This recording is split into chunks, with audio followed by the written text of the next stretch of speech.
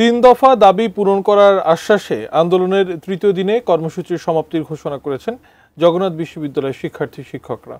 রাত ৮টার পরে কাকরাইল মোড়ে সংবাদ সম্মেলন করে আন্দোলন সমাপ্তির ঘোষণা দেন বিশ্ববিদ্যালয় শিক্ষক সমিতির সাধারণ সম্পাদক অধ্যাপক রইসউদ্দিন। জানান, সরকারের পক্ষ থেকে দাবি মেনে নেয়ার সুস্পষ্ট আশ্বাসে তারা সন্তুষ্ট। পূর্ব ঘোষণা অনুযায়ী জুমার নামাজের পর অনশন কর্মসূচির কথা থাকলেও তা শুরু হয় বিকেলে, যেখানে পুরোটা সময় স্লোগানে স্লোগানে উত্তাল হয় রাজধানীর কাকরাইল। একদিকে যখন অনশন চলে, অন্যদিকে তখন আন্তঃমন্ত্রণালয়ের বৈঠকে আলোচনা চলে সমস্যার সমাধান কিভাবে করা যায় তা নিয়ে। সিদ্ধান্ত তখনও না আসায় ক্ষুব্ধ প্রতিক্রিয়া জানান আন্দোলনকারীরা। আমরা অনেক হতাশ, আমরা জানি না এই আন্দোলন কি হবে।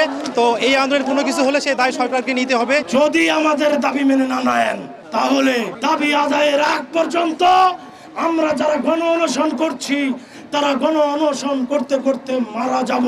আমাদের তিনটা দাবি মেনে না নিবে আমাদের অবস্থান কর্মসূচি চলমান হবে। ডিজাইন, এলিগেন্স, বিউটি, সেরা পণ্য সবার জন্য জেভিকো।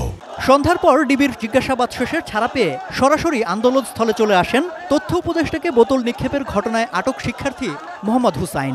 দাবি আদায়ে দৃঢ় প্রতিজ্ঞা জানান তিনি। আমরা জবিয়ানরা কখনো ভয় পাই না এবং আমাদের জবিয়ানদের কখনো দমিয়ে রাখা যাবে না। আমাদের ন্যায্য অধিকার এবং আমাদের ন্যায্য দাবি আমরা ইনশাআল্লাহ আদায় করে ছাড়ব। সন্ধ্যা ৭টার পর প্রথম দফায় ব্রিফিং করেন শিক্ষকরা। UGC chairman professor doctor SM ফায়েজের উপস্থিতিতে দাবি পূরণে সরকারের সিদ্ধান্তের ঘোষণা দেন বিশ্ববিদ্যালয়ের উপাচার্য অধ্যাপক ডক্টর রেজাউল করিম। কিন্তু সে ঘোষণা নিয়ে মিশ্র প্রতিক্রিয়া দেখা যায় আন্দোলনকারীদের মধ্যে। সরকারের পক্ষ থেকে বিশ্ববিদ্যালয়ের পরিচালন বাজেট বৃদ্ধির সিদ্ধান্ত নেওয়া হয়েছে। বাজেট বৃদ্ধি করার মাধ্যমে শিক্ষার্থীদের প্রথম দাবির বিষয়ে সিদ্ধান্ত নেওয়া হয়েছে। পরে আবারও শিক্ষক শিক্ষার্থীরা আলোচনা করেন। দ্বিতীয় দফায় আবারও ব্রিফিং হয়। এ সময় শিক্ষার্থীদের সাথে নিয়ে গণমাধ্যমের সামনে আসেন জগন্নাথ বিশ্ববিদ্যালয় শিক্ষক সমিতির সাধারণ সম্পাদক অধ্যাপক ডক্টর রইসউদ্দিন। জানান, সরকারের সাথে একাধিক বৈঠকে দাবির বাস্তবিক প্রতিফলন করতে তারা সক্ষম হয়েছেন। সরকারও দাবি মেনে নিয়েছেন। দাবি পূরণ হওয়ায় আন্দোলন সমাপ্তির ঘোষণা দেন তিনি। আমাদের প্রত্যেকটি দাবি আলহামদুলিল্লাহ পূরণ হয়েছে।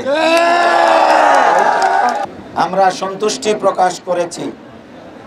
তারপরেও যদি কোনো প্রকারের গুজুম বাজুম এইটা যদি পরিদৃষ্ট হয়, আমরা ঘরে বসে থাকবো না। বুধবার ৭০% শিক্ষার্থীর আবাসন বৃত্তি, পূর্ণাঙ্গ বাজেট, দ্বিতীয় ক্যাম্পাস বাস্তবায়নের দাবিতে আন্দোলনে নামেন জবির শিক্ষার্থীরা।